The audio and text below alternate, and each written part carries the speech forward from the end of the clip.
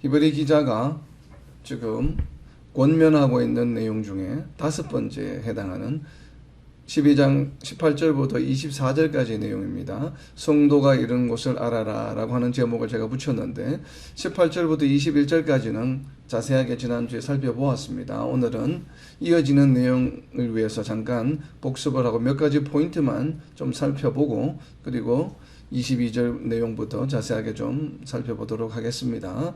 12장 18절에 보게 되면 너희는 만질 수 있고 불이 붙는 산과 침침함과 흑암과 폭풍과 그리고 이어지는 19절입니다. 나팔 소리와 말하는 소리가 있는 곳에 이런 것이 아니라 그 소리를 듣는 자들은 더 말씀하지 아니하시기를 구하였으니 라고 되어 있는데 자 여기에서 말하는 너희는 누구이겠습니까? 12장 18절에서 말하는 너희는 지금 시내산에 도착한 이스라엘 백성들을 의미하는 것이 아니죠. 여기서 너희는 바로 지금 히브리스를 수신하고 있는 유대인 크리스찬들이죠.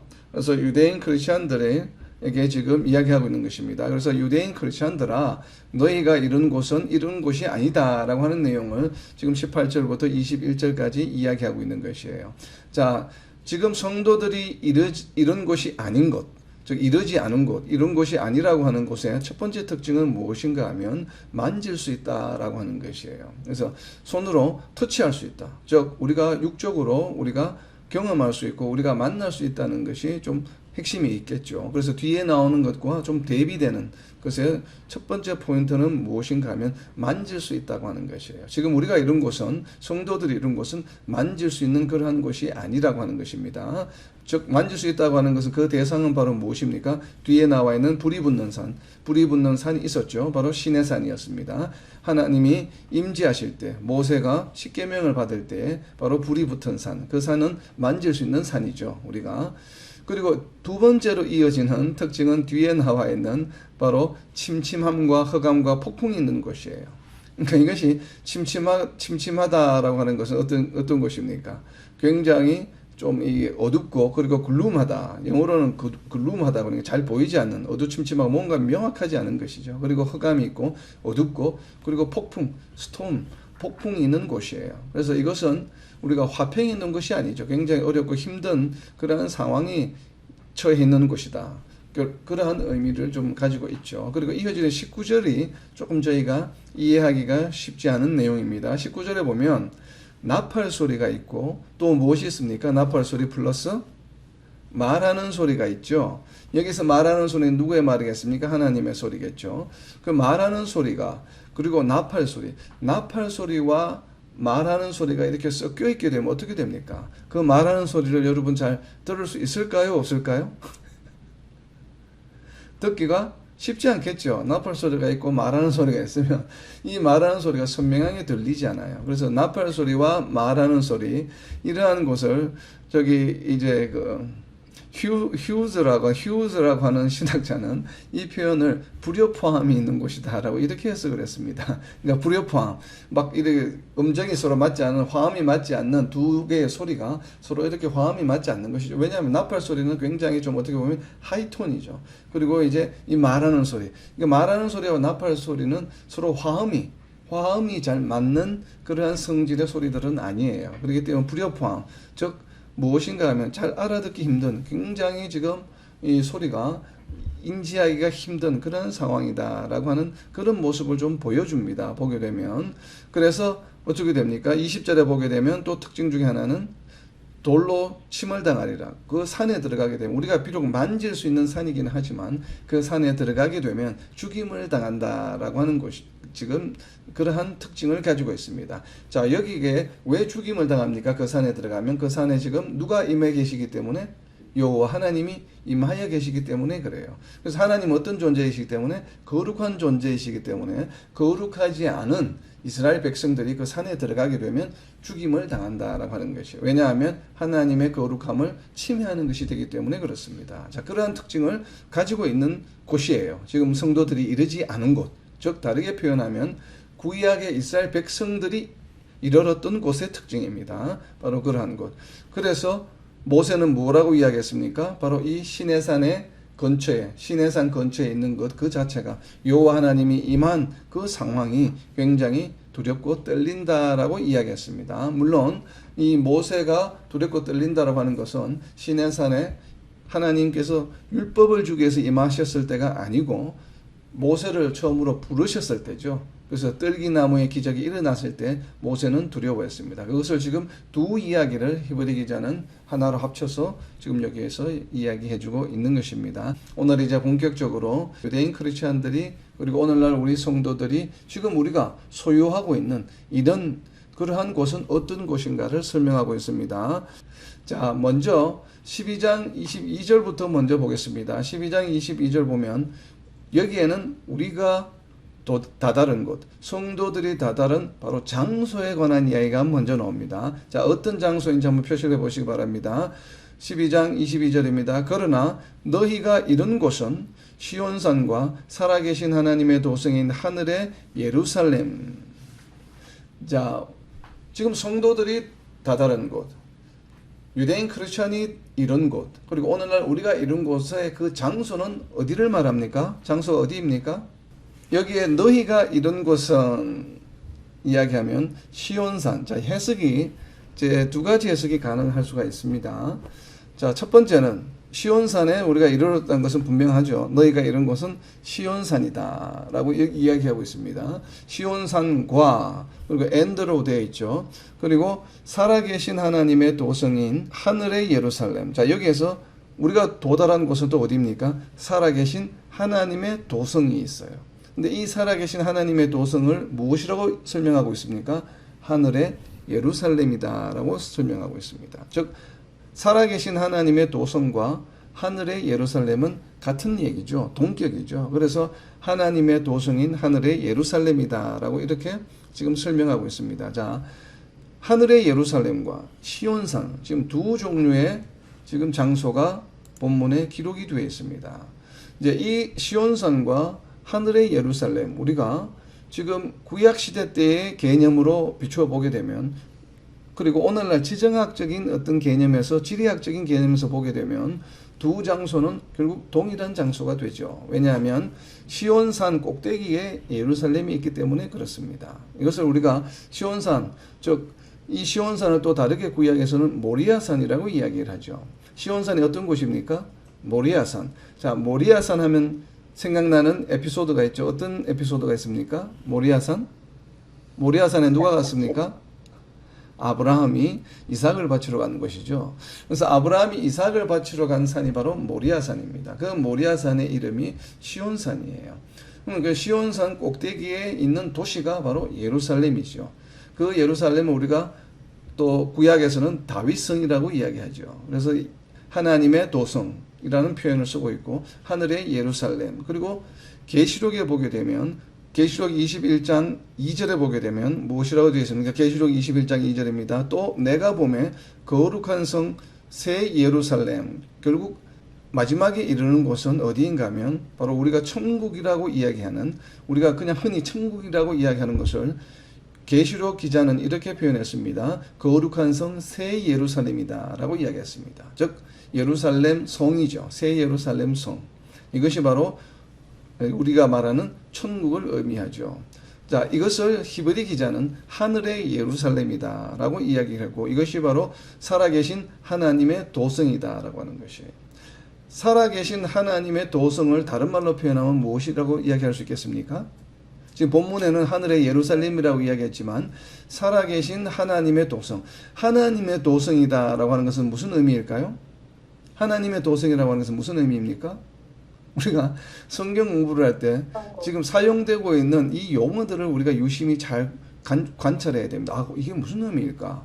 그냥 도성이라고 하면 될 것을 왜 하나님의 도성이라고 이야기할까? 하나님의 도성이라고 할 것은 어떤 의미입니까? 하나님이 계시다는 거죠. 하나님이 계신 곳이에요. 하나님이 계신 곳, 하나님의 도성. 다르게 표현하면 하나님이 통치하시는 곳. 왜냐하면 하나님은 영이시기 때문에 하나님이 임재하시는 곳. 그래서 하나님의 도성이에요. 자, 우리가 성경에서 하나님이 계신 곳을 무엇이라고 한 단어로도 부릅니까? 천국이다라고 하죠. 천국. 천국이 바로 무엇이에요? 하나님이 계신 곳이에요.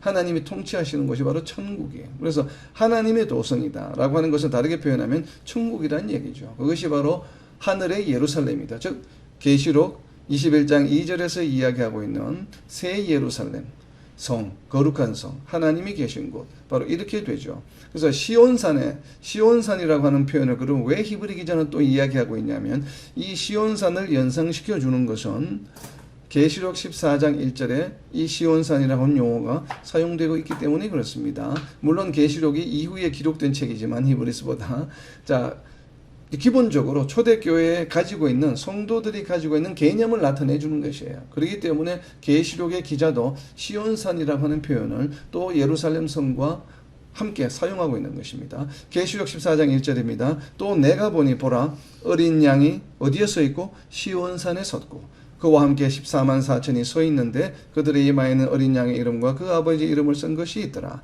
자, 계시록 14장도 바로 천국의 모습을 보여주는 장면입니다. 어린 양, 즉 예수님이 어디에 있다고 이야기합니까? 시온산에 서 있다라고 이야기하는 것이에요.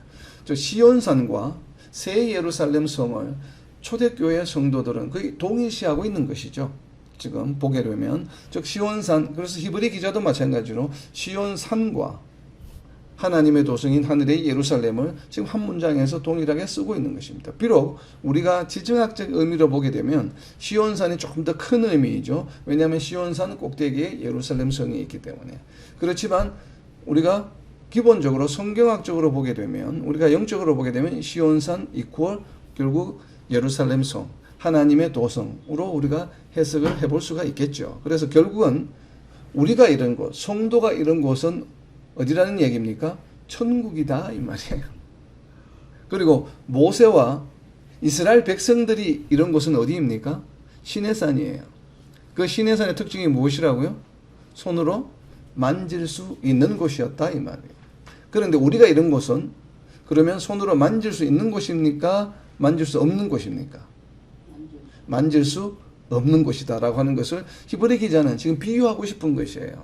그래서 시온산의 특징은 무엇입니까? 시온산의 특징은 만질 수 없는 것으로 해석하는 것이 맞아요. 그래서 22절에 나와 있는 시온산은 오늘날 우리가 알고 있는 지금 이스라엘에 있는 시온산, 물리적으로 터치할 수 있는, 만질 수 있는 시온산으로 해석하는 것보다는 영적인 의미의 시온산, 즉 하나님의 도성, 새 예루살렘 성과 동격으로 해석하는 것이 저는 맞다고 봅니다. 이런 개념 때문에. 왜냐하면 히브리서를 기록하고 있는, 히브리서 12장에 지금 이 부분을 기록하고 있는 히브리 기자의 의도가 무엇인가 하면 앞에 나와 있는 모세와 이스라엘 백성이 이르렀던 곳과 지금 유대인 크리스천 그리고 오늘날 성도들이 이르는 곳은 서로 다르다. 그것을 서로 대비해보고 싶은 것이에요. 그래서 너희가 과거에 유대인이었을 때 초에 있었던 상황은 바로 어떤 상황이었냐면 만질 수 있는 시내산의 영향을 받는 사람들이었어요. 즉 다르게 표현하면 율법 아래에 있었다 이 말이에요. 시내산이라고 하면 바로 율법을 의미하죠. 그래서 만질 수 있는 시내산의 영향 아래 있었지만 지금 너희가 이런 곳은 어디인가 하면 손으로 만질 수 있는 그런 시내산이 아니야. 어딘가 하면 손으로 만질 수 없는 시온산, 즉 새 예루살렘 성, 하나님의 도성, 하나님이 계시는 곳, 하나님이 계시는 곳이야. 이런 의미예요. 이것이 왜 중요합니까? 앞에 나와 있는 모세가 이르렀던 곳은 무엇이에요? 하나님이 계시는 거룩한 지역이기 때문에 백성들이 들어갈 수 있었습니까? 없었습니까? 침범하게 되면 어떻게 되었습니까? 죽임을 당하는 상황이었어요. 그런데 지금 우리가 이런 곳은 무엇이에요? 하나님이 계신 곳이라. 즉 다르게 표현하면 지금 우리가 이런 상황은 누구와 함께 있다는 것입니까? 우리가 지금 현재 성도들이, 유대인 크리스찬들이 지금 누구와 함께 있다는 것이에요? 너희가 이런 곳은, 영어 성경을 가지고 계신 분, NIV 성경을 가지고 계신 분 한번 보시기 바랍니다. 너희가 이런 곳이라고 하니 이런 곳에 이르렀다고 하는 표현의 시제가 무엇이에요? You have come. 이럴 곳이 아니에요. 무엇입니까? 현재 완료형입니다. 이미 이른 곳이에요. 근데 이미 와보니 거기에 누가 있더라는 얘기예요? 하나님이 계시더라. 그렇다는 얘기는 지금 내가 처해 있는 상황은 어떤 상황입니까? 침범하지 못하고 지금 하나님이 계신 곳에 들어가지 못하고 주변에 머물러 있는 상황입니까? 아니면 하나님과 함께 있는 상황입니까? 하나님과 함께 있는 상황이죠. 바로 이것을 히브리 기자는 비교하고 싶은 것이에요. 그래서 너희가 이런 곳은 시온산과 동격인 살아계신 하나님의 도성, 동격인 하늘의 예루살렘이다.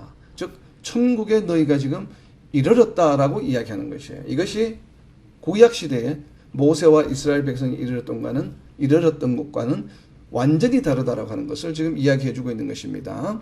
자, 그리고 이제 더 중요한 것은 우리가 신앙생활하면서 그런 의문을 가지고 또 새로운 초신자들이나 또 아이들이 천국은 어떤 곳이에요? 라고 하는 질문을 우리도 많이 가졌었고 또 많이 질문을 받게 되죠. 그리고 아마 많은 성도들이 천국에 대한 정확한 어떤 그런 이미지나 개념을 이해하기가 쉽지 않을 것입니다. 어느 누구도 천국에 대해서 쉽게 정확하게 정의할 수 있는 사람은 저는 존재하지 않는다고 생각합니다. 왜냐하면 천국 개념 자체가 인간의 지각과 우리의 생각과 지식을 넘어서는 초월적인 그러한 개념이기 때문에 오직 하나님만 이해하시고 또 하나님만 아시는 것이죠. 그래서 하나님께서 가장 잘 설명해 주실 수 있으실 텐데 하나님께서 성령을 통해서 히브리 기자로 하여금 천국의 모습을 조금 우리가 맛보기로 우리에게 보여주셨습니다. 자, 이런 곳은 하늘의 예루살렘인데 거기에 가게 되면 누가 있느냐라고 하는 것이에요. 그 내용 정보를 바로 히브리서 12장 22절 마지막 부분과 이어지는 23절과 24절에서 기록하고 있습니다. 이 내용을 보게 되면 우리가 이르는 곳, 그리고 장차 나중에 완전하게 우리가 다시 경험하게 돼. 지금은 우리가 영적으로 이렇게 지금 경험하고 있지만 나중에 예수님이 다시 오시게 되면 새롭게 부활한 육신으로 완전히 우리가 체험하게 돼. 우리가 새로운 몸으로 완전히 직접 경험하게 될 그러한 천국에는 7그룹의 구성 요소가 있다라고 지금 히브리 기자는 우리에게 정보를 주고 있습니다. 자, 그 7그룹이 어떤 그룹인지 하나하나 번호를 매겨 보시기 바랍니다.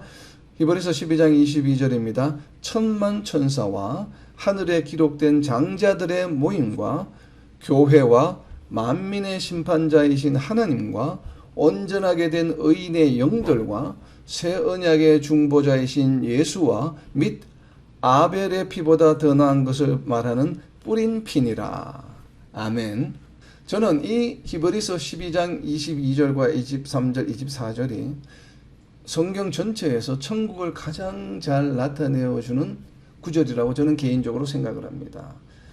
아, 천국의 구성 요소가 어떨까? 물론 계시록 7장과 14장에도 천국의 모습을 그려주고 있죠. 근데 부분적으로 이렇게 그리고 있어요. 물론 21장, 22장도 천국의 모습이죠. 21장에는 천년 왕국에 대한 모습도 그려주고 있는데 이것을 요약해서 정확하게 천국에 속해 있는 천국에 우리가 가게 되면 우리가 장차 만나게 될 대상이 누구인지를 명확하게 표현해주고 있는 것은 이 히브리서 12장 22절부터 24절의 내용이라고 저는 생각이 듭니다. 자, 첫 번째, 우리가 이르는 곳, 유대인 크리스찬들이 이르는 곳에 가게 되면 처음 지금 히브리 기자가 첫 그 대상으로 기록하고 있는 대상이 바로 누구입니까? 첫 번째가 천만 천사죠. 천만 천사. 참 보통 이브리 문학의 특성상 가장 중요한 것이 앞에 나오는데 왜 이 7가지 구성 요소 중에 히브리 기자는 우리가 이러는 곳에서 만나게 되는 가장 첫 번째를 왜 하필 천사로 기록을 했을까? 이건 아직도 의문입니다.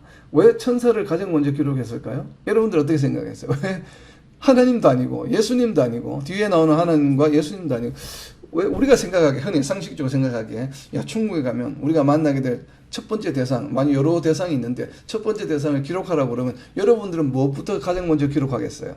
하나님 혹은 예수님, 아마 대부분의 성도들이 그럴 거예요. 그런데 왜 히브리 기자는 하나님과 예수님을 뒤에 두고 왜 천만 천사를 가장 먼저 앞에 두었을까? 이 상당히 조금 호기심이 생깁니다. 천만 천사. 그래서 천만 천사를 첫 번째로 기록하고 있습니다. 그리고 두 번째에 기록하고 있는 대상은 누구입니까? 두 번째 나와 있는 대상은 하늘에 기록된 장자인데 장자는 장자인데 장자 뭐예요? 마지막 단어는 모임이죠. 그리고 두 번째 그룹은 모임이에요. 모임. 그러니까 모임인데 이 모임은 무슨 모임입니까? 하늘에 기록된 장자들의 모임이에요. 장자들의 모임.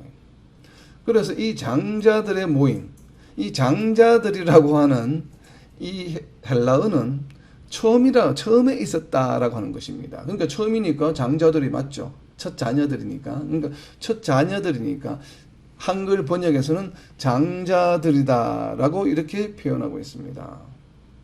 자, 그런데 영어 성경을 한번 보세요. 23절. NIV 성경을 가지고 계신 분 뭐라고 되어 있습니까? To the church of the firstborn, 그러니까 whose names are written in heaven. 이렇게 지금 모임과 교회, 한글 성경에는 장자들의 모임, 그리고 또 뭐라고 되어 있습니까? and 교회라고 되어 있죠.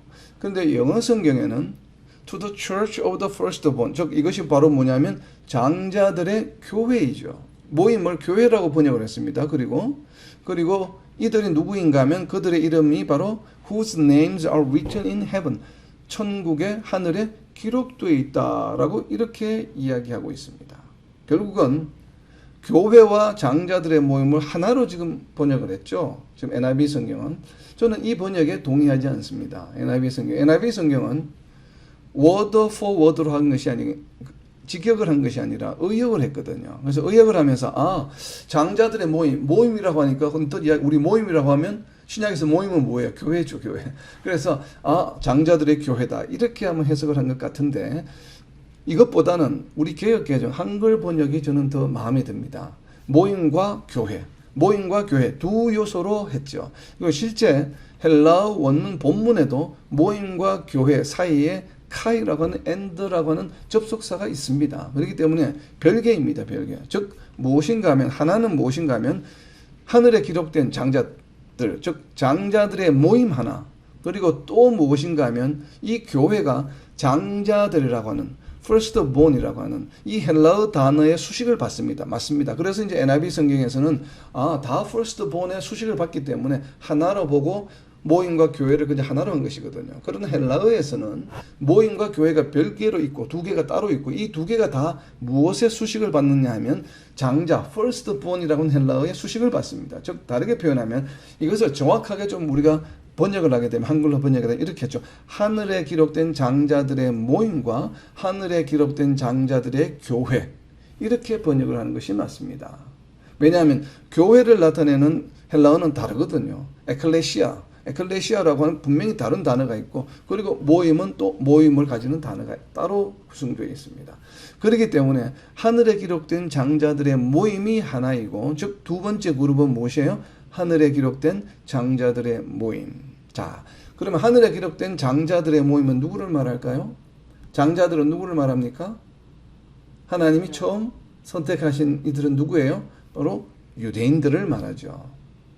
그러면 하늘에 기록된 장자들의 모임은 유대인들이에요. 그러면 하늘에 기록된 장자들의 교회는 누구일까요? 유대인 크리스찬이겠죠. 바로 이것을 히브리 기자는 구별하고 있다는 것이에요. 성경의 도처에서, 신약 성경에서 유대인들과 그리고 유대인 크리스찬들을 구별하고 있죠. 그죠? 분명히 구별하고 있습니다. 구별하고 있는데 특별히 히브리서에서는 유대인들 중에서도 유대인 구약 시대의 유대인들과 그리고 유대교를 믿는 유대인들과 그리고 예수님을 따르는 유대인들을 구별하고 있는, 어떻게 보면 성경에서 유일한 구절일 수도 있습니다. 이 구절이 제가 알기로는 지금까지는. 그래서 장자들의 모임과 장자들의 교회, 이 두 그룹은 누구인가 하면 다 유대인에 해당하는 그룹들이에요. 유대인들인데 앞에 나와 있는 장자들의 모임은 유대교를 믿는 유대인, 즉 다르게 표현하면 무엇이겠습니까? 구약 시대의 유대인들, 즉 구약 시대에 구원받은 유대인들입니다. 모든 유대인들을 말하는 것이 아니라 구약 시대에 하나님의 부르심을 받아서 구원받은 이스라엘 백성들을 말합니다. 대표적인 백성들이 누가 있겠습니까? 하늘로 들림을 받은 에녹, 그리고 엘리야, 하늘로 들림을 받았죠. 그리고 모세, 아브라함, 이삭, 야곱, 아마 이러한 부류의 사람들이 저는 구원받은, 그 외에 많은 사람들이 있겠죠. 우리가 알지는 못하겠지만 여하튼 구약 시대 때 예수님이 이 땅에 오시기 전에 구원받은 존재들도 지금 저는 개인적으로 천국에 있다고 믿습니다. 그래서 왜 그러냐면 여기 하늘에 기록된 장자들의 모임, 바로 그러한 그룹이 바로 그들을 의미한다고 이해하기 때문에 그렇습니다. 자, 그리고 두 번째 이어지는 교회는 당연히 유대인 크리스찬들이겠죠. 자, 그렇다면 그리고 이어지는 그 다음 네 번째는 누구를 나타냅니까? 바로 심판자이신 하나님을 나타내고 있습니다. 그리고 이어지는 다섯 번째는 누구입니까? 온전하게 된 의인의 영들. 자, 온전하게 되었다는 얘기는 그전에는 그러면 온전하지 않았다는 얘기죠.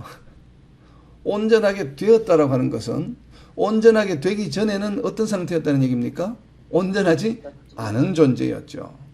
그러면 온전하게 된 이 상황을 히브리 기자는 무엇이라고 부릅니까? 온전하게 된 사람을 의인이라고 불렀죠. 자, 온전의 동그라미를 치고 화살표에서 의인이라고 해놓으세요. 온전하게 된 상황을, 이 상태에 있는 사람을 무엇이라고 불렀습니까? 의인이라고 불렀습니다. 그러면 온전하게 되기 전의 상황, 온전하지 못했던 그 상태에 있는 사람들은 무엇일까요? 무엇이라고 부르면 될까요? 불의한 자들. 의인이 아니죠. 불의한 자들이죠. 즉 다르게 표현하면 죄인들이죠. 그러니까 온전하게 된 의인이라고 하는 것은 무엇을 말합니까? 원래는 죄인이었다가 무언가 계기가 되어서 온전하게 트랜스폼, 변화된 자들, 그 자들을 무엇이라고 불렀습니까? 의인이라고 불렀어요. 그런데 이 의인의 무엇을 표현하고 있습니까? 의인의 영들이다라고 지금 푸뉴마, 이 의인의 영들이라고 이야기를 합니다. 그렇다면 이 존재는 어떤 존재들일까요? 유대인들이 아닌 자들인데 예수님을 믿음으로 의롭게 된 자들. 즉 다르게 표현하면 오늘날 우리가 표현하면 무엇이에요? 이방인 크리스천. 우리가 흔히 말하는 성도들이죠. 오늘날 우리 개념으로 보게 되면 바로 성도들, 그러니까 이방인 크리스천들의 영들. 그래서 히브리 기자는 유대인 교회와 이방인 교회를 구별하고 있습니다. 지금.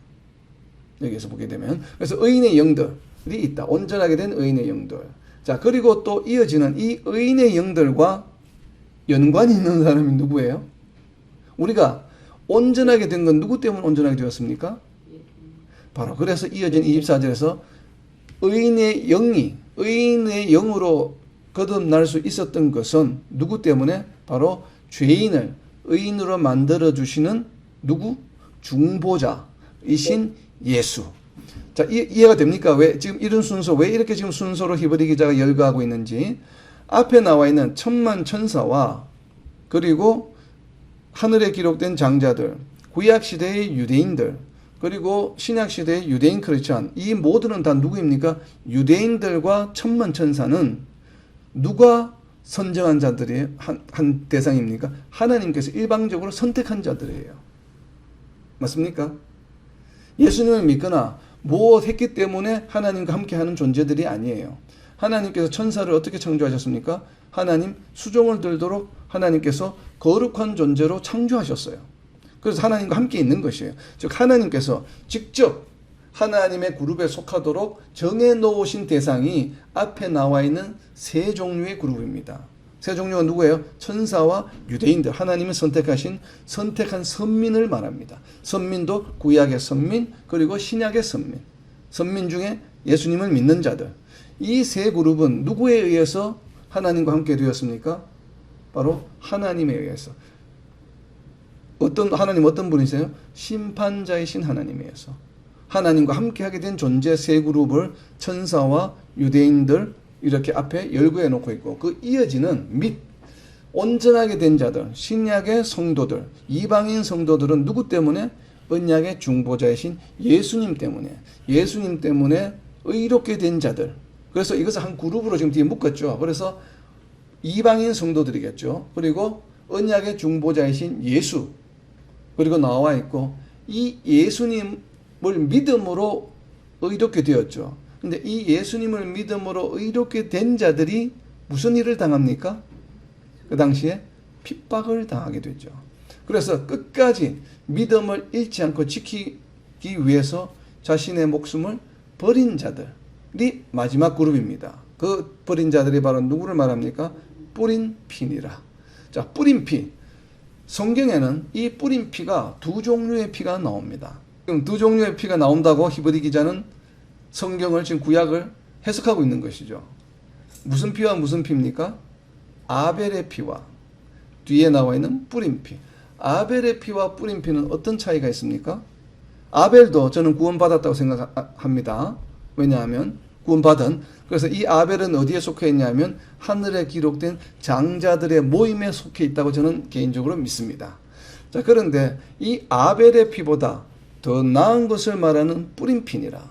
즉 순교한 순교자들의 피가 아벨의 피보다 더 낫다고 이야기합니다. 그런데 이 아벨의 피도, 아벨도 구원받은 대상입니까? 대상이 아닙니까? 하나님과 함께하는 대상입니까? 아닙니까? 함께하는 대상이죠. 그럼에도 불구하고 이 아벨의 피보다 더 나은 피, 비교를 해서 더 낫다라고 히브리 기자는 지금 해석을 합니다.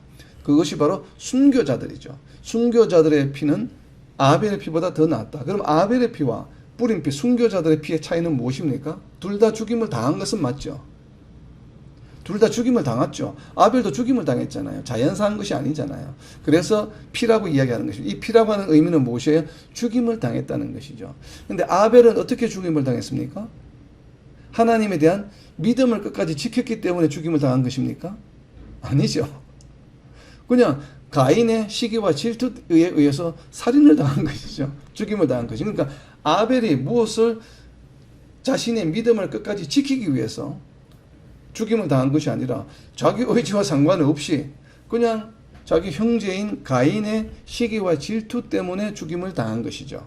둘 다 죽임을 당한 것이지만 구약에서의 죽임을 당한 것과 신약에서의 죽임을 당한 것은 차이가 있는 것이에요. 구약에서 죽임을 당한 것은 무엇이에요? 그냥 인간적인 어떤 세상적인 원리에 의해서 죽임을 당한 것이에요. 논리에 의해서, 시기 질투에서 죽임을 당한 것이고, 신약에서 말하는 피는 무엇을 의미합니까? 내가 가지고 있는 믿음, 예수 그리스도에 대한 믿음, 신앙을 끝까지 지키기 위해서 죽임을 당하는 것이에요. 그렇기 때문에 이 피를 더 나은 피다라고 히브리 기자는 해석을 했고, 히브리 기자로 하여금 이렇게 기록하도록 하신 이는 누구이십니까? 바로 성령이시죠. 성령의 영감설에 의해서 우리는 성경이 기록되어 있다고 믿기 때문에, 그렇다면 하나님께서도 어떻게 생각하신다는 얘기예요? 순교자의 피를 더 귀하게 여기신다라고 우리는 결론을 내릴 수밖에 없습니다. 그렇죠? 그냥 우리가 자연사한 것보다 순교의 피를 하나님께서는 더 귀하게 여기신다라고 하는 것이에요. 저는 개인적으로 이것을 믿습니다. 그래서 성도 중에 가장 복받은 자는 누구입니까? 믿음으로 인해서 순교까지 하게 된 자. 이것이 하나님 보시기에 가장 귀한 자예요. 그렇기 때문에 하나님께서는 어떤 보상을 주십니까? 이 순교한 자들에 대해서 어떤 영광을 주세요? 계시록 20장에 나와 있는 20장 4절부터 나와 있는 바로 무엇이에요? 천년 왕국에 조인할 수 있는 특권을 주신다고 저는 개인적으로 이해를 합니다. 그래서 일반적인 성도와 순교한 자들은 분명히 리워드가 구별되고 있다. 우리가 지금 성도들이 이룬 곳 천국, 계시록 21장부터 이야기되고 있는 새 예루살렘 성에는 모든 성도들이 부활해서, 순교한 자든 순교하지 않고 자연사했던 성도들이든 모든 자들이 부활해서 천국에 조인하지만, 그러나 20장 초반부에 기록이 되어 있는 천년 왕국에는 순교한 자들, 더 나은 피를 뿌린 자들이 먼저 부활해서 예수님과 함께 천년 동안 통치한다는 그런 좀 개념, 형이상학적인 개념의 천년왕국의 어떤 특권을 누린다라고 저는 개인적으로 해석하고 싶습니다. 왜 그러냐면 바로 이 히브리서 12장 24절에서 뿌린 피가 그냥 아벨의 피보다, 성도가 그냥 죽은 성도의 피보다 더 나은 것이라고 분명히 선포하고 있기 때문에 그렇습니다. 더 낫다는 얘기는 무엇을 의미할까요? 그에 대한 리워드도 분명히 차이가 나야만 하겠죠. 그래서 더 낫다라고 하는 것은 분명히 하나님께서 우리에게 장차 우리가 하나님 앞에 섰을 때, 예수님 앞에 섰을 때 주실 그 리워드에 분명히 저는 차이가 있다고 생각을 합니다. 그 차이가 무엇과 무엇의 차이입니까? 순교한 자와 순교하지 않은 자들에게는 분명히 차이가 있을 것으로 저는 믿고 있습니다. 그것을 지금 알 수 있는 것이 바로 이 히브리서 12장 24절의 내용입니다.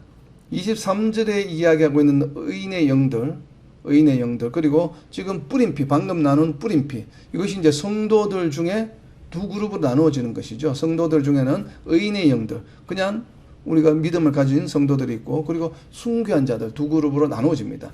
유대인들이 그냥 구약시대에 구원받은 유대인과 신약시대의 유대인 크리스찬 두 그룹으로 나누어지듯이, 성도들 또한 신약시대의 성도들은 그냥 성도들, 자연사한 성도들과 순교한 성도들 두 그룹으로 나누어진다라고 저는 생각을 합니다. 물론 여기에 순교한 성도들에는 유대인 크리스찬들도 포함이 되겠죠. 그래서 어쨌든 신약시대에 이야기하고 있는 성도들에는 순교한 자들을 구별하고 있다. 이것을 알 수 있는, 짐작할 수 있는 성경 구절이 계시록에 나옵니다. 계시록이 어디에 나오는가 하면 바로 그 뿌림피 옆에다가 적어 놓으세요. 계시록 6장 9절입니다. 계시록 6장 9절에 보게 되면 다섯째 인을 떼실 때에 내가 보니 하나님의 말씀과 그들이 가진 증거로 말미암아 죽임을 당한 영혼들이 제단 아래에 있어. 자, 하나님의 제단 아래에 누가 모여 있습니까? 죽임을 당한 자들이 모여 있어요. 죽임을 당한 자들이. 그래서 이들이 하나님께 무엇을 간구합니까? 나를 죽게 한 자들에게 언제 원수를 갚아 주시려 합니까? 라고 계속 질문하고 있는 것이죠. 그래서 이 죽임을 당한 영혼들이 한 곳에 지금 모여있다. 모여있다는 표현은 좀 어폐가 있지만 한 그룹으로 하나님께서는 여기고 계시다라고 하는 것을 알 수 있는 구절입니다.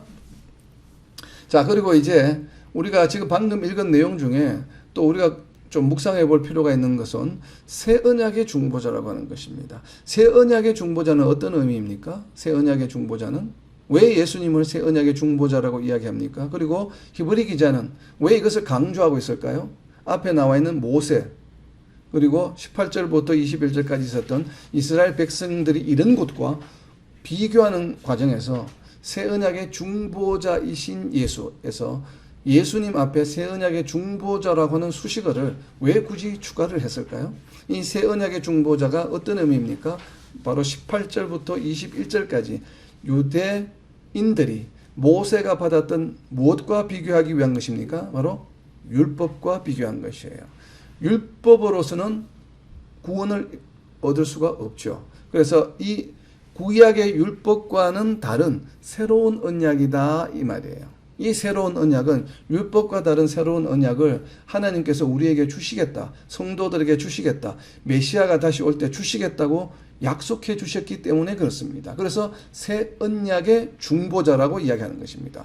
새 언약은 어디에서 예언이 되었습니까? 새 언약은 그 새 언약 옆에다가 적어 놓으세요. 새 언약의 중보자. 새 언약은 어디에 기록이 되어 있냐면 바로 예레미야서 31장 33절에 기록이 되어 있습니다. 새 언약의 중보자. 우리가 신약 성경을 읽다가 새 언약의 중보자, 새 언약이라는 표현이 나오면 무조건 무엇을 기억해야 됩니까? 하나님께서 구약 시대 때에 새 언약을 주셨습니다. 예수님이 오시고 나서 주신 언약이 새 언약이 아니에요. 예수님이 오시고 나서 새 언약이라고 이야기한다면 예수님이 새 언약의 증거자로 오셨는데 말이 안 되죠. 예수님이 오시고 나서 주신 언약이 새 언약이 아니에요. 예수님이 무엇인가 하면 새 언약의 위트니스예요.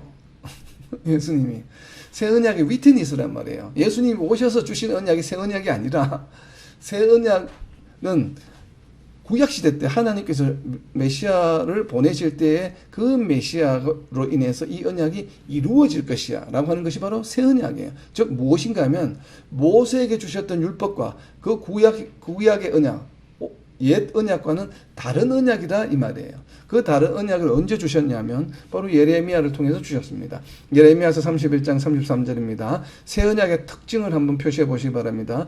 그러나 그날 후에 내가 이스라엘 집과 맺을 언약은 이러하니 곧 내가 나의 법을 그들의 속에 두며 그들의 마음에 기록하여 나는 그들의 하나님이 되고 그들은 내 백성이 될 것이라. 여호와의 말씀이니라. 새 언약의 특징이 무엇입니까? 마음에 기록하는 것이에요. 손으로 만질 수 있는 것입니까? 만질 수 없는 것입니까? 만질 수 없는 것이에요. 앞에 나왔던 모세와 연관이 되는 율법은 어디에 새겨진 율법이에요? 돌판에 새겨진 율법이에요. 만질 수 있습니까? 없습니까? 만질 수 있는 것이죠. 자, 이것이 전부 대비되고 있는 것입니다. 그래서 새 언약이라고 하는 것은 어떤 언약인가 하면 돌판에 새겨진, 만질 수 있는 돌판에 새겨진 언약과는 차별화된 것이에요. 어디에 기록이 되어 있습니까? 우리의 마음에 기록되는 것이에요. 그렇기 때문에 우리가 만질 수 없습니다. 그럼 우리의 마음에 기록이 되어 있다고 하는 것은 무슨 의미예요? 마음에 기록이 되어 있다는 것은 무슨 의미입니까? 돌판에 새겨진 언약은, 그 율법은 백성들이 때로는 범하고 위반할 수 있었습니다. 그러나 마음에 새겼다고 하는 것은 무슨 이야기예요? 이제는 하나님께서는 그러한 상황을 다시 보시지 않겠다. 내가 무언가를 약속을 해주고 율법을 주었는데 자꾸 내 백성이 그것을 어겨요. 이 어기는 것을 이제는 더 이상 보지 않겠다고 하는 것이에요. 그래서 방법을 바꾸셨어요. 못 어기게. 바꾸신 것이 뭐예요? 마음에 새겨져 버렸어요. 마음에 완전히 새겼다고 하는 것은 무엇을 의미합니까? 그 율법이, 그 언약이 무슨 얘기예요? 언약 이퀄 나다 이 말이에요. 내가 언약이다 이 말이에요. 내가 내 안에 뭐예요? 내가 언약이 지금 내가 어길 수 있는 것이 아니에요. 돌판은 버릴 수 있고 깨트릴 수 있는 것이지만, 나와 분리시킬 수 있는 것이지만, 내 마음에 새겨진 언약은 나와 분리할 수 있습니까? 없습니까? 분리할 수 없어요. 그래서 나와 완전히 어떻게 됐다고요? 체화되었다. 영어로 표현하면 뭐라고? embodied. 완전히 그 몸에 뭐예요?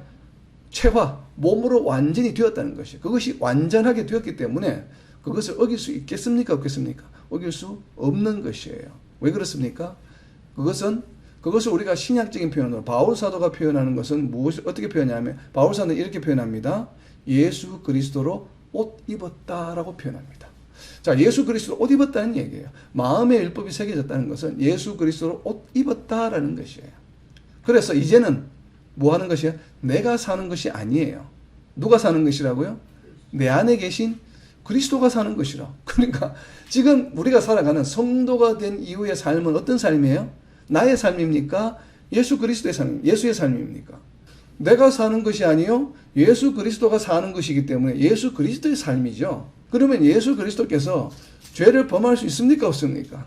예수 그리스도께서 하나님의 율법을, 마음에 새겨진 율법을 범할 수 있습니까? 없습니까? 범할 수 없어요. 그렇기 때문에 새 언약의 특징은 무엇인가 하면, 우리가 그 새 언약을 깨뜨릴 수 있다 없다? 깨뜨릴 수 없어요. 그렇기 때문에 우리 장로교 신앙은, 우리가 한번 구원받으면 우리가 구원을 잃어버린다, 잃어버리지 않는다, 잃어버릴 수 없는 것이에요. 한번 구원받은 자들은 우리가 잃어버릴 수 없어요. 왜냐하면 내게 주신 언약, 내 마음에 새겨진 언약을 우리가 어떻게 해요? 깨뜨릴 수 없기 때문에 그렇습니다. 그러면 과연 정말 우리가 깨뜨릴 수 없습니까? 종종 우리는 주변에서 깨뜨리는 사람을 목격합니다. 그죠? 그러니까 우리가 단순하게 거짓말하고 이런 것을 의미하는 것이 아니에요. 우리에게 예수님의 제자가 된 것, 하나님의 자녀가 된 것을 버리고 나가는, 즉 배교하고 나가는 것을 말합니다. 그런 사람도 종종 우리가 목격하죠. 간혹. 많지는 않지만. 그러나 우리는 그것을 어떻게 해석하느냐 하면, 처음부터 마음의 언약이 새겨지지 않았다라고 생각하는 것입니다. 그러나 우리가 마음에 정말로 언약이 새겨진다면, 예수 그리스도로 옷 입게 된다면, 그 이후부터는 우리의 삶은 어떻게 된다고요? 우리가 사는 것이 아니라 예수 그리스도가 살아가는 것이기 때문에 언약을 도무지 우리는 깨트릴 수가 없습니다. 깨트릴 수 없는 이유가 있습니다. 그 이유가 바로 무엇입니까? 그 이유가 사도행전 2장 38절에 있습니다. 왜 우리가 깨트릴 수 없는가? 왜 언약의 중보자이신가? 왜 우리는 이 언약의 중보자이신 예수님을 믿게 되면 다시는 언약을 깨트릴 수 없는가? 그 이유가 바로 사도행전 2장 38절에 있습니다. 베드로가 이르되 너희가 회개하여 각각 예수 그리스도의 이름으로 세례를 받고 죄 사함을 받으라. 의인이 된 것이죠. 그리하면, 의인이 되고 나면 무엇을 합니까? 성령의 선물을 받으리니. 성령을 받게 돼요. 성령이 우리 안에 거하시게 돼요. 그래서 예수님께서는 우리를 무엇이라고, 우리의 몸을 무엇이라고 이야기했습니까? 하나님이 거하시는 성전이라. 그렇기 때문에 우리의 삶이 다른 것이에요. 그래서 성령의 선물을 받았다고 하는 것이죠. 이 성령의 선물을 받았다고 하는 것은 큰 의미가 있습니다. 왜 우리가 이 언약, 마음에 새겨진 언약을 깨뜨릴 수 없냐 하면, 이 성령, 우리 안에 내주하신 이 성령이 우리로 하여금 언약을 깨뜨리도록 내버려 두시지 않아요. 이거는 나의 의지와 상관이 없어요. 이제는 내 의지로 살아가는 것이 아니에요. 내가 사는 것이 아니에요. 누가 사는 것이라고? 예수님이 성령의 의지로 우리로 하여금 나를 살게 만드신다고 하는 것이 새 언약의 특징입니다. 구약의 돌판에 새겨진 언약은 하나님께서 율법을 주셨고 언약을 주셨고 삶을 누가 살았어요? 백성들이 살아갔습니다. 백성의 의지로. 그래서 율법을 지키려고 본인의 의지로 율법을 지키려고 했지만 새 언약의 중보자 되신 이 예수님을 믿는 자들의 삶의 모습은 완전히 달라요. 우리의 의지로 살아가는 것이 아니에요. 왜냐하면 우리의 의지로는 또 온전하게 살아갈 수 없기 때문에 이제는 어떻게 하셨냐면 예수님이 살아가게 하셨고 성령이 우리로 하여금 살아가게끔 인도하게끔 했습니다. 자, 그럼 성령이 어떻게 살아가게 합니까? 우리로 하여금 우리가 죄인이다 보니까 아직 육신을 가지고 있다 보니까 죄성을 아직도 여전히 가지고 있습니다. 죽고 다시 새롭게 부활해서 예수님의 형체로 부활한 것이 아니기 때문에 여전히 죄성은 가지고 있어요. 그런데 우리는 영생을 소유한 자예요. 우리 안에 성령도 함께 계셔요. 누구와 함께? 죄성과 함께. 그렇기 때문에 죄성이 우리를 흔들 때가 있습니다. 시험에 들게 할 때가 있습니다. 그때 성령께서 어떻게 하신다고요? 가만히 계시지 않아요. 우리로 하여금 어떻게 하는가 하면 바로 그 어떻게 하시는지를 요한복음 14장 26절에 나와 있습니다. 요한복음 14장 26절입니다. 보혜사 곧 아버지께서 내 이름으로 보내실 성령 그가 너희에게 모든 것을 가르치고 내가 너희에게 말한 모든 것을 생각나게 하리라. 내가 생각하기 싫어도 어떻게 하신다고요? 성령께서 가르쳐 주신다 이 말이에요. 생각나게 만드신다 이 말이에요. 그래서 우리가 그런 것을 경험하잖아요. 우리가 뭔가 잘못을 했어요. 막 어려워. 사업을 하다가 사업이 안 됐어요. 사업이 망했어요. 그래서 교회를 떠나고 싶어요. 하나님 나한테 왜 이러시지? 그러려고 하다가도 뭐 교회 며칠 안 나오고 막 이러고 방황하고 다시 술에 쩔고 막 뭐 다른 짓 하다가 어느 날 문득 떠오르게 되죠. 눈물로 회개하게 되죠. 돌아오게 되죠. 왜 그렇습니까? 성령께서 내버려 두시지 않기 때문에 그래요. 그러면 사업이 망해서 처음부터 성령께서 하시지? 아니요. 왜 그렇게 합니까? 세상에서 그런 과정들을 그치게 하는 이유는 바로 무엇입니까? 더욱더 하나님께 가까이 가게 만들기 위함이에요.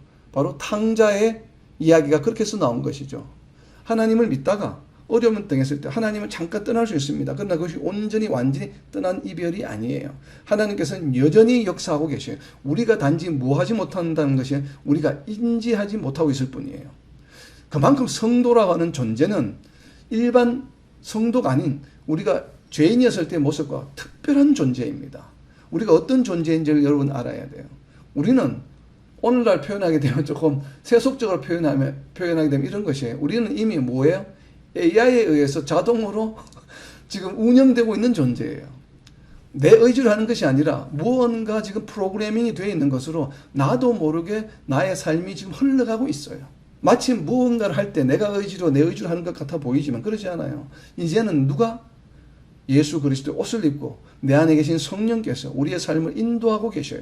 그런데 어려움을 당했을 때 시험에 들을 때 잠시 넘어질 때가 있어요. 그러나 온전히 넘어지고 완전히 나락으로 떨어지지 않아요. 왜? 마치 내버려 두시는 것 같지만 여전히 성령께서는 우리를 끈으로 붙들고 계시다는 것이에요. 그리고 하나님의 시간에 때에 회복시켜 주셔서 다시 돌아오게 하십니다. 그렇기 때문에 한번 구원받은 자들은 어때요? 절대 구원을 잃어버리지 않는다라고 하는 신앙을 우리가 가지는 것입니다. 그것을 로마서에서도 이야기하고 있는 것이죠. 그래서 로마서 8장에 무엇이라고 이야기합니까? 성령이 우리의 영과 더불어서 뭘 한다고요? 하나님의 자녀임을 세상 가운데 드러낸다라고 이야기합니다. 로마서 8장 16절 말씀이죠. 그리고 로마서 8장 16절 앞절에 보게 되면 있는 말씀은 하나님의 영으로 인도함을 받지 않는 자들은 하나님의 자녀가 하나님의 아들이 아니니라라고 선포하는 것이에요. 바울 사도가. 그래서 하나님의 영으로 인도함을 받지 않는 자들은 무엇이에요? 하나님의 아들이 아니에요. 그럼 우리가 지금 하나님의 아들이라고 믿고 있어요. 그럼 하나님의 아들은 어떤 존재입니까? 성령의 인도함을 받는 존재들이에요. 그렇기 때문에 성령께서 우리의 영과 더불어서 세상 가운데 하나님의 자녀임을 드러내는 것입니다. 이것이 바로 새 언약의 중보자이신 예수님. 그래서 예수님에 의한 중보의 이 기능, 중보의 결과는 영원한 것이에요. 변하지 않는 것이에요. 그래서 히브리 기자는 이것을 강조하고 싶은 것입니다. 유대인 크리스천들아, 너희가 과거에 믿었던 그런 유대교하고는 달라. 너희가 지금 예수님을 믿었기 때문에 너희는 결코 유대교로 돌아갈 수가 없어. 왜냐하면 너희 안에 성령이 계시기 때문에, 너희가 예수 그리스도의 옷을 입고 있기 때문에. 그러니까 지금 너희 마음이 약간 흔들리는 것 같지만 염려하지 마. 성령께서 너희는 막 두렵고 힘든 마음에 또 뭐 옆에 말하는 가족들 때문에 돌아가고 싶은 마음이 생길지 모르지만 그러나 너희가 기도해. 그리고 말씀을 묵상해.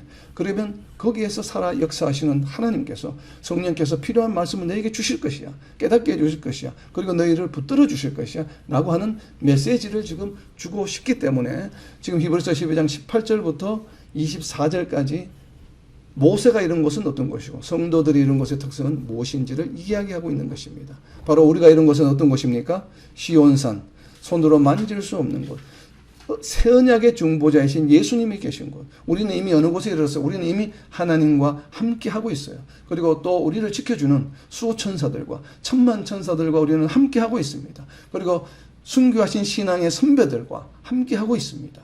바로 그러한 존재가 우리라고 하는 것을 잊지 않고 정말 어떤 어려운 가운데서도 믿음을 끝까지 지키며 우리가 정말 이런 특권을 가진 특별한 존재라고 하는 자부심을 가지고 세상적으로 조금 어렵고 힘들지라도 그 대수롭지 않은 것이에요. 아무렇지도 않은 것이야. 나는 특별한 존재야. 성령께서 예수님께서 우리의 삶을 내 삶을 지금 이끌고 가고 있는 그런 존재야 라고 하는 그러한 믿음을 가지고 승리하면서 전진하는 저와 여러분 그리고 이 땅의 모든 하나님의 백성들이 되시기를 예수님의 이름으로 선포합니다.